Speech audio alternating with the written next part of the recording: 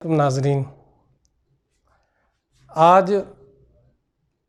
ہم جس موضوع کے اوپر بات کرنا شروع کرنے لگے ہیں یہ موضوع ہے قرآن رہنمائے سائنس۔ ہماری اس موضوع کے اوپر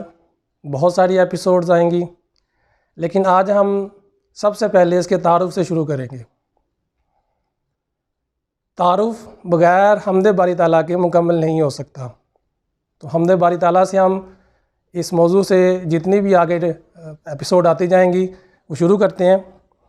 تمام تعریفیں اللہ کے لیے ہیں جس کی نعمتوں کو گننے والے گن نہیں سکتے، نہ کوشش کرنے والے اس کا حق ادا کر سکتے ہیں، نہ عقل و فہم کی گہرائیاں اس کی تہہ تک پہنچ سکتی ہیں، نہ اس کی ابتدا کے لیے کوئی وقت ہے جسے شمار میں لایا جا سکے، نہ اس کی کوئی مدت ہے جو کہیں ختم ہو جائے۔ اس نے خلق کو ایجاد کیا بغیر کسی تجربے کے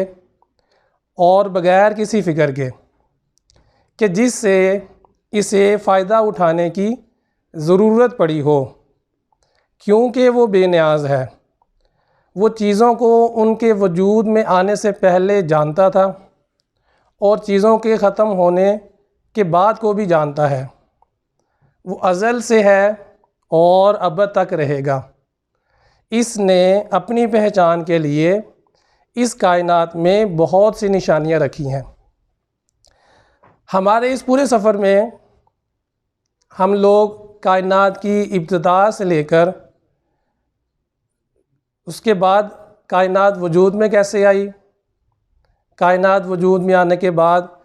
7 زمین 7 آسمان کس طرح سے بنے، پھر اس کے بعد آدم کی تخلیق کے بعد پھر اس کے بعد اب تک جو دنیا میں ہو چکا اور اس کے بعد جو اس دنیا میں ہوگا، ان ساری چیزوں کو ہم سلسلہ وار اس پوری نشست کے اندر ڈسکس کریں گے۔ چند کلپس ہمارے جو ہے وہ آتے رہیں گے، چھوٹی چھوٹی ویڈیوز ہم اپلوڈ کرتے رہیں گے تاکہ ہم لوگ اس پورے سفر کو اچھی طریقے سے سمجھیں، اور اس پورے سفر میں ہماری رہنمائی کرے گا قرآن اور حدیث، کیونکہ قرآن کے بارے میں قرآن کا ہی یہ دعویٰ ہے کہ اس میں کوئی شک نہیں، لا ریب فیہ، ایسی کتاب جس میں کوئی شک نہیں۔ اور دوسرا جو ہمارے پاس سورس ہوگا وہ ہوگا آپ صلی اللہ علیہ وسلم کی ذات مبارکہ اور آپ صلی اللہ علیہ وسلم کے منہ سے نکلی ہوئی احادیث۔ آپ صلی اللہ علیہ وسلم کا تعارف، دنیا میں واحد انسان جنہوں نے آج تک کبھی بھی کوئی جھوٹ نہیں بولا، سچے صادق امین کا لقب دیا گیا۔ اب ہم آتے ہیں قرآن کی طرف۔ قرآن کو ہم عام طور پر صرف ثواب کی نیت سے پڑھنے کے لیے استعمال کرتے ہیں۔ قرآن کا جو اصل مقصد ہے یا اس کا جو اصل متن ہے وہ آج کے دور میں بھی بہت کم لوگ جانتے ہیں۔ قرآن کو صرف اور صرف ثواب کی نیت سے پڑھ لیا جاتا ہے، غلافوں میں بند کر کے دیواروں کے ساتھ اس کو حافظہ کر دیا جاتا ہے، اور جب کبھی ہمیں مشکلات آتی ہے تو ہم قرآن کو اٹھا کے اس نیت سے پڑھنا شروع کر دیتے ہیں کہ ہماری وہ مشکل حل ہو جائے۔ لیکن قرآن کا اصل مقصد کچھ اور ہے۔ قرآن کا جو اصل مقصد ہے وہ اللہ تعالیٰ اس میں اپنی نشانیاں بیان کر رہا ہے۔ بہت سی نشانیاں اللہ تعالیٰ اس میں بیان کرتا ہے، اور ساتھ ساتھ یہ فرماتا ہے کہ بے شک ان نشانیوں میں بہت چیزیں ہیں جو میری پہچان کے لیے میں نے اپنی پہچان کے لیے رکھی ہوئی ہیں، اور ساتھ ساتھ یہ بھی فرما رہا ہے کہ یہ نشانیاں ان لوگوں کے لیے ہیں جو ماننے والے ہیں۔ یہ نشانیاں ان لوگوں کے لیے ہیں جو غور و فکر کرنے والے ہیں۔ چنانچہ اللہ تعالیٰ قرآن میں ارشاد فرماتا ہے، بے شک آسمانوں اور زمین میں نشانیاں ہیں ایمان والوں کے لیے، اور خود تمہاری پیدائش میں اور ان جانوروں کی پیدائش میں جنہیں وہ پھیلاتا ہے، یقین رکھنے والی قوم کے لیے نشانیاں ہیں، اور رات اور دن کے بدلنے میں، اور جو کچھ روزی اللہ تعالیٰ آسمان سے نازل فرما کر زمین کو اس کی موت کے بعد زندہ کر دیتا ہے، اس میں اور ہواؤں کے بدلنے میں ان لوگوں کے لیے جو عقل رکھتے ہیں نشانیاں ہیں۔ اب یہاں پر اگر ہم اس آیت مبارکہ کو دیکھیں تو یہ آیت مبارکہ قرآن کی سورۃ جاثیہ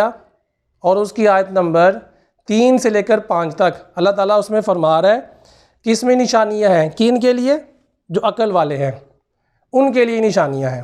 عقل والوں کے لیے۔ اب یہاں پر کچھ اس آیت مبارکہ سے ہم کچھ چیزیں سمجھ لیتے ہیں۔ قرآن میں آیت کا مطلب نشاندہی ہوتا ہے۔ نشاندہی سے کیا مراد ہے؟ اس کو ہم یوں سمجھ لیں کہ جیسے میرے ایک دوست نے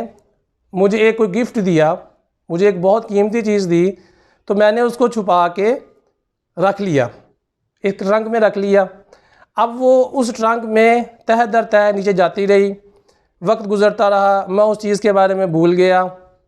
مجھے اس چیز کے بارے میں یاد بھی نہیں رہا۔ لیکن کبھی ایک وقت ایسا آیا کہ مجھے وہ ٹرنک صاف کرنا پڑا۔ ٹرنک صاف کرتے ہوئے جب میں نے دیکھا کہ وہ چیز مجھے دوبارہ مل گئی، تو اس چیز کے ملنے سے مجھے وہ شخص کی دوبارہ سے یاد آ گئی کہ کس طرح سے اس شخص نے مجھے وہ چیز عطا کی تھی، مجھے وہ تحفہ دیا تھا، اور پھر مجھے وہ سارا منظر میری آنکھوں کے سامنے گزرنا شروع ہو گیا۔ اسی طرح سے جب عقل رکھنے والے اللہ تعالیٰ کی نشانیاں دیکھتے ہیں تو وہ یہ جان لیتے ہیں کہ یہ کسی کی عطا کردہ ہے، ہماری روح کسی کی عطا کرتا ہے۔ پس جیسے ہی ہم نشانیاں اس کی دیکھتے ہیں تو ہمارا جو اصل مقصد ہے، ہمارا اس دنیا میں آنے کا جو اصل مقصد ہے، ان نشانیوں کو دیکھنے کے بعد وہ ہے اس کا ذکر۔ ہمیں فوراً اس کی یاد آ جاتی ہے، بالکل اسی طرح سے جس طرح سے کوئی قیمتی چیز ہمیں برسوں کے بعد ملتی ہے تو اس قیمتی چیز کو دینے والے کی ہمیں یاد آ جاتی ہے، تو فوراً ہماری جو روح ہے اس کے ذکر کی طرف چلنا شروع کر دیتی ہے، اس کی ذکر کی طرف مائل ہونا شروع ہو جاتی ہے۔ لیکن یاد رکھیے گا یہ ساری کی ساری نشانیاں ان لوگوں کے لیے ہیں جو ایمان رکھنے والے ہیں، جو یقین رکھنے والے ہیں، جو اس چیز کو ماننے والے ہیں، ورنہ بہت سارے لوگ انہی چیزوں کی غلط فہمی سے گمراہ بھی ہوتے آئے ہیں۔ ہمارے آج کے دور میں سائنس کو ہی سب کچھ سمجھ لیا گیا ہے اور سائنس کے اوپر ہی سارا کچھ زور دیا گیا ہے۔ اب سائنس جو ہے وہ ہمیں ہر معاملے میں رہنمائی تو کر رہی ہے۔ آج سے 1400 سال پہلے جو بات قرآن نے اپنی متن میں لکھ دی تھی، آج سائنس اس کو ثابت کر رہی ہے کہ وہ سچی باتیں ہیں، لیکن تب ماننے والے بغیر اس کی تحقیق کے، بغیر اس کو سوچے سمجھے، بغیر اس کے اوپر عقل و فہم کی گہرائیاں دوڑائے ہوئے اس پہ یقین کرتے تھے۔ لیکن آج کے دور میں چونکہ یہ سائنس کا دور ہے تو ہمارے بہت سارے نوجوان اس چیز کو غلط طریقے سے جو ہے وہ ایڈریس کرنا شروع کر دیا ہوا ہے کہ کوئی یہاں پہ خدا نہیں ہے، کوئی پالنے والا نہیں ہے، یہ خود سے چیزیں ہو رہی ہیں اور یہ ازل سے ہو رہی ہیں اور اب تک ایسی ہوتی رہیں گی۔ لیکن ہم آنے والی ایپیسوڈ میں جو ہمارے آگے ایپیسوڈ آتی جائیں گی اس میں ہم ہر چیز کو، ہم اس کائنات کی ابتدا سے پہلے کیا تھا جو کہ سائنس جس کے بارے میں بالکل خاموش ہے، وہاں سے لے کر اس کائنات کے مٹ جانے کے بعد، ختم ہونے کے بعد کیا ہوگا، یہ بھی قرآن ہمیں ایڈریس کرتا ہے۔ پھر ساتھ ساتھ ہمیں قرآن بتائے گا کہ کن چیزوں پہ آپ نے غور و فکر کرنا ہے اور کن چیزوں کے اوپر آپ نے غور و فکر نہیں کرنا، اور پھر وہ طریقے بھی ہمیں بتائے گا کہ کن طریقوں سے قرآن ہمیں بتا رہا ہے کہ آپ نے غور و فکر کرنا ہے۔ تو ہماری اس پوری نشست میں سائنس، قرآن، حدیث ہمارا سورس ہوگا علم کا۔ لیکن یہ بات یاد رکھیے گا کہ اس ساری ڈسکشن کا جو مقصد ہے وہ صرف اور صرف اس ذات کی پہچان کرنا ہے جس کے لیے ہم جس کام کے لیے ہم اس دنیا میں آئے ہیں۔ تو ہم جتنی بھی آگے ایپیسوڈ بنائیں گے، جتنی بھی ہم آگے چیزیں ڈسکس کریں گے، اس کا جو لب لباب ہوگا ایٹ دی اینڈ وہ اس ذات کو پہچاننا ہے۔ اور اگر ان ایپیسوڈ کی وجہ سے، ان نشستوں کی وجہ سے کوئی ایک انسان بھی راہ راست پہ آ جاتا ہے تو میں یہ سمجھوں گا کہ ہمارا یہ جو تھوڑی سی جو ہم ایفرٹ کر رہے ہیں وہ ہماری ایفرٹ اللہ تعالیٰ قبول کرے۔ وآخر دعوانا الحمدللہ رب العالمین۔